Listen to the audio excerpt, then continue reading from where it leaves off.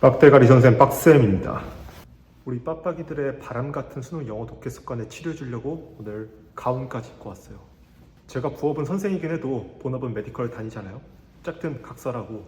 최근에 이런 요청이 되게 많았어요. 대입 파악 어떻게 푸는지 알려달라. 빈칸 삽입 어떻게 푸는지 알려달라. 순서 삽입 어떻게 푸는지 알려달라. 사실 저는 이런 질문이 굉장히 당황스러웠어요. 왜냐하면 모든 유형이 주제를 정교하게 파악해내주면 하면 쉽게 뚫리거든요. 학생들이 유형별 팁 따위를 알아서 성적이 오르잖아요. 점수를 올린다? 그럼 평가원은 그걸 기똥차게 알아내서 그런 학생들을 저격합니다. 또 유형별 팁을 그렇게 암기해 놓았다가 실전 가서 제목 문제는 이렇게 풀어야지, 그리고 요약 문제는 이렇게 풀어야지 적용할 수 있을까요? 시험장 가면 엄청 긴장됩니다. 저도 해봐서 아는데 그런 팁을 암기해도 시험장 가면 아무 생각도 안 나더라고요. 그럼 어떻게 해야 되냐? 본질로 돌아가세요. 주제를 정확하게 파악하면 사실상 게임 끝입니다. 그리고 저는 지금까지 주제를 파악하기 위한 행동 강령을 영상으로 쉽게 설명했어요. 이제 제가 보여드릴 건요, 제 행동 강령이 얼마나 지문에서 파괴적인지를 증명해 드리겠습니다. 제 5가지 행동 강령만으로도 지문이 쉽게 뚫리거든요. 그리고 제 방식대로 분해하고 나면 지문이 결국 퍼즐 같다는 느낌을 받게 될 거예요. 그리고 저처럼 독해해야 수능의 본질 1등급에 가까워질 수 있다는 걸 체감하게 될 겁니다. 자, 긴 말 없이 가보죠. 6평 20번 지문 해설할게요. 쉬운 지문인 거 아는데 행동 강령 잘 적용하라고 픽했습니다.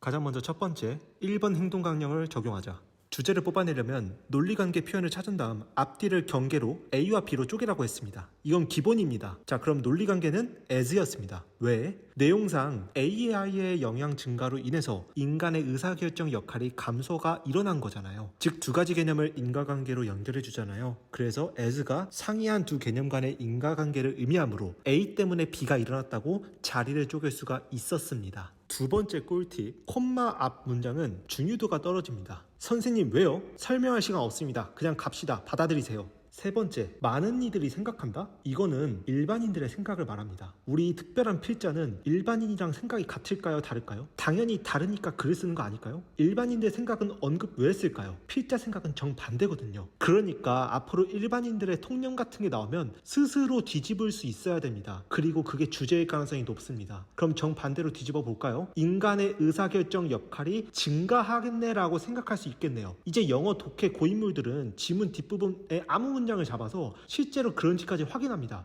해볼까요? 그랬을 때 이 의사결정 역할이 증가한다는 내용이 만약에 나온다, 그럼 그게 주제였던 거고 정말 빠르게 중간 내용을 완급 조절할 수 있습니다. 그런데 요즘 평가원은 이거 적용 못하게 저격할 수 있어서 그냥 순서대로 읽을게요. 어쨌든 우리 빡빡이들 머리에 남아야 할 정보는 이 AI의 영향 증가로 인해서 B, 많은 사람이 인간의 의사결정 역할이 감소될 거라 생각한다라는 정보만 머리에 남아야 돼요. 2번째 문장 해석해 볼게요. AI랑 자율주행차의 존재가 늘어나기 때문에 인간의 의사결정자로서 역할이 감소할 것 같다네. 여기서 첫 번째 보세요. 1번 행동 강령대로 논리관계를 찾아봅시다. 듀트 보이시나요? 때문에잖아요. 인과관계죠? 얘도 그럼 due-to를 경계로 해서 growing부터 driving cars까지가 A여야만 하고 또 necessity부터 decline까지가 B가 되는 겁니다. 논리관계를 경계로 하니까 자리 판단을 하는 게 너무 쉬웠어요. 그리고 2번째, 4번 행동강령을 적용합시다. 지금 A와 B로 묶어진 정보 중에서 쉬운 것만 머리에 기억하고 어려운 건 퉁치고 넘어가셔야 합니다. 저는 A도 1번 문장께 좀 더 쉬웠어요. 그러니까 2번 문장의 A는 이때 A로 라벨링만 하고 빠르게 읽을 겁니다. B는요, 1번이나 2번 문장이나 쉽고 어렵고가 비슷했어요. 그러니까 2번 문장의 B도 그냥 B로 자리만 판단하고 빠르게 읽어낼 겁니다. 그러므로 2번째 문장까지 읽었을 때 1번 문장에서 잡았던 A 때문에 B가 일어난다라는 정보만 머릿속에 남았어야 해요.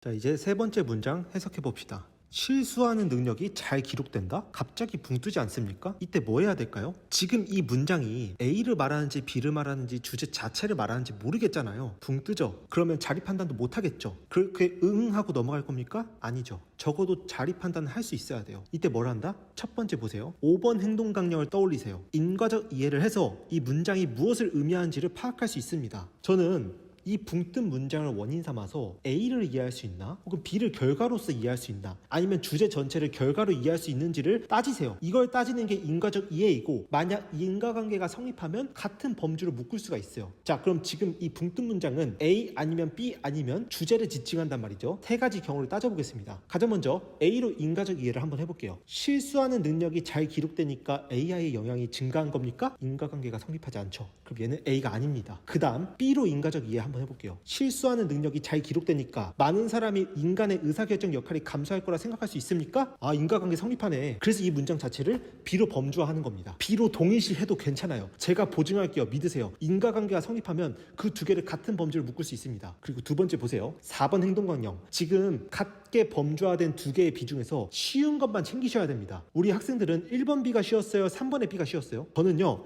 1번 문장의 B가 좀 더 쉬웠습니다. 3번 좀 붕 떴잖아요, 처음에. 그러면 3번 문장은 그냥 B로 라벨링만 하고 여전히 1번 문장의 B만 기억하셔야 돼요. 그래서 구조화를 하면 여전히 1번에서 잡았던 정보가 그대로 3번 문장까지 갔을 때도 유지되어야만 하는 겁니다. 그러면 세 번째 문장까지는 계속 하나의 얘기만 하고 있네. A 때문에, AI의 영향이 증가하기 때문에 B, 많은 사람이 인간의 의사결정 역할이 감소할 거라 생각한다는 정보만이 남은 겁니다. 좀 질리죠? 네 번째 문장 가보겠습니다. 자, however 나왔다. 빡빡이들 바로 해석할 겁니까? 혼나요 진짜. however란 접속사 나왔습니다. 이때 뒤를 우당탕 해석하지 말고 제발 첫 번째 내용 보세요. 3번 행동강령 적용하세요. 접속사 나오면 네 스스로 논리를 뒤집으세요. 제발 부탁할게요. 앞에 논리까지는 주구장창 A, AI의 영향이 증가해서 B, 인간의 의사결정 역할이 감소할 거라고 얘기했습니다. 이걸 정반대로 뒤집어보면 그러면 인간의 의사결정 역할이 감소하지 않고 증가하지 않을까 정도만 만들어 달라고요. 이걸 하는 거랑 안 하고 뒤를 읽는 거랑 차이가 되게 큽니다. 접속사 활용 안 할 거면 그냥 영어 접고, 아니 수능 접고 그냥 다른 게 알아보세요.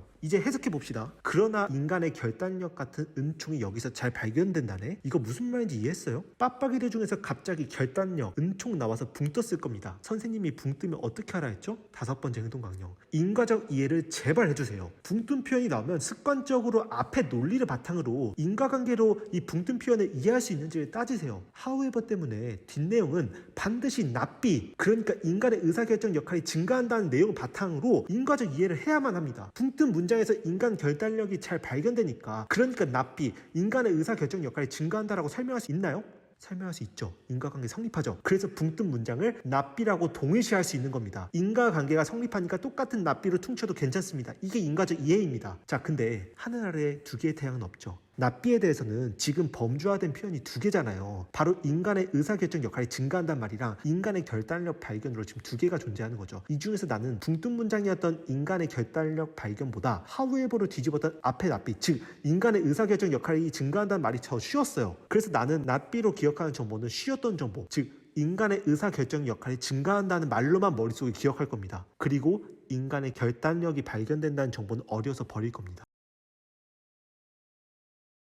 사실 여기까지 읽었을 때 빡빡이들 머릿속에 남아야 할 정보는 A, AI의 영향 증가로 인해서 납비, 인간의 의사결정 역할이 증가한다라는 정보만 머릿속에 남았어야 돼요. 솔직히 however로 뒤집어졌다는 건 결국 논의가 방점을 찍은 거거든요. 여기서 텔룰라처럼 한 번 더 뒤집는다? 다시 뒤집는 짓은 평가원이 잘 안 하긴 해요. 그래서 나는 이때 마지막 문장을 봐. 이때도 결이 뒤집어졌나 유지되었나 정도만 보고 선지를 고르러 갈 것 같아. 지금 보면 해석을 해보니까 AI의 인펄리빌리티에 대한 증거가 없대. 저 솔직히 고백할게요. 이 단어 몰랐어요. 평가원도 여러분들이 모를 거 알고 낸 거야. 그럼 하드했지, 어려웠지. 하지만 우린 앞전에서 주제를 AI 영향이 증가해도 납비, 인간의 의사결정 역할이 증가할 거라는 주제를 확실하게 잡아냈어. 내가 이 주제에 대한 확신이 있으면 이 다음 문장, 이해 못한 이 문장도 비슷한 녀석이겠거니 하고 넘어가. 실전에서 이거 다시 읽을 거야? 난 이미 앞에서 쉬운 정보로 주제를 깔끔하게 잘 뽑아냈잖아. 맥락상 AI가 인펄리빌리티 하지 않다는 건 AI의 영향이 증가해도 인간의 의사결정 역할이 증가했다는 말이겠지. 왜? 주제는 하나니까. 이때 이거 단어 인펄리빌리티 하나 몰라서 너가 추론전에서 단어 찾을 거야? 아니잖아요. 어려우면 범주화만 하고 넘어가세요. 나는 4번 문장에서 잡은 쉬운 주제 때문에 5번 문장 이해하지 못했어도 괜찮아. 그냥 같은 주제겠거니 하고 범주화하고 넘어가는 겁니다. 이때 붕 떴다고 다시 있는 빡빡이들은 제 네 번째 호날두 행동강령을 다시 보고 와. 호날두의 정신이 아주 부족한 거야.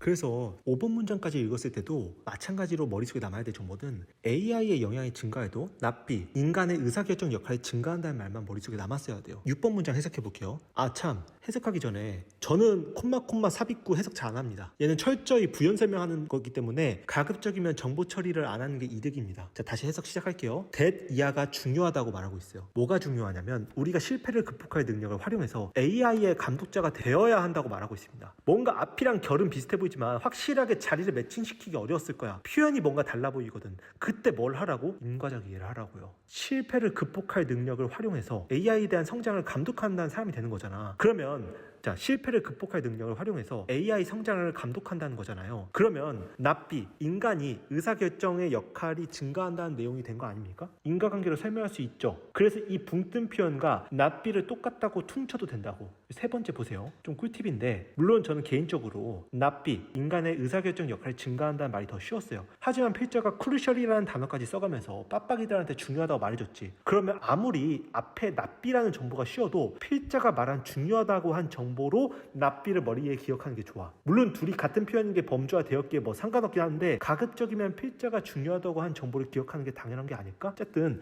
여기까지 읽었을 때 머리에 남아야 할 정보는 AI 영향이 증가해도 납비, 실패를 극복할 능력을 활용해서 AI 성장을 감독하자라는 정보가 머리에 남아야 돼. 난 솔직히 여기까지 읽었을 때 모든 말이 주구장창 A로 인해서 납비가 된다는 걸 너무나 명료하게 파악할 수 있었고 실제 이 사고 과정이 나에겐 너무나도 무의식적으로 일어날 만큼 습관화돼 있었어요. 지금 같은 사고 과정을 우리 빡빡이들도 숙달해서 실전에서 할 수 있어야 합니다. 그래서 정답은 고민할 필요도 없습니다. 전 주제에 대한 확신이 너무 크다 보니까 선지소거법도 사실 웃긴 말이야. 범주화를 정교하게 하고 주제 파악을 너무나도 잘해놔서 난 바로 정확하게 5번이 내가 잡은 주제랑 일치한다는 거를 파악했어요. 다른 선지를 고민할 필요가 없네요. 선지 소거의 시간 자체가 그릴 필요가 없네요. 우리 빡빡이들도 방금 봤겠지만 수능 영어는 저처럼 주제를 정교하게 잡아내는지를 평가하는 시험입니다. 결국 주제를 스스로 뽑아내는 능력이 선행되지 않으면 3, 5등급의 늪에서 벗어날 수 없어요. 각 문장마다 했어야 할 사고들, 행동 강령들을 철저히 본인 거로 만들어서 긴장되는 수능장에서도 기계처럼 반응해야 합니다. 그런데 여러분들이 하도 반응할 줄 모르니까 이미 영어에서 개고생한 제가 어떻게 미시적으로 반응하는지를 하나하나 다 보여드렸어요. 그런 유연별 팁을 알려달라는 여러분들의 심정은 잘 알아요. 저도 예전에 그랬으니까요. 그런데 애초에 평가 척도가 그런 단순한 팁 따위로 간파되는 시험이 아닙니다, 여러분.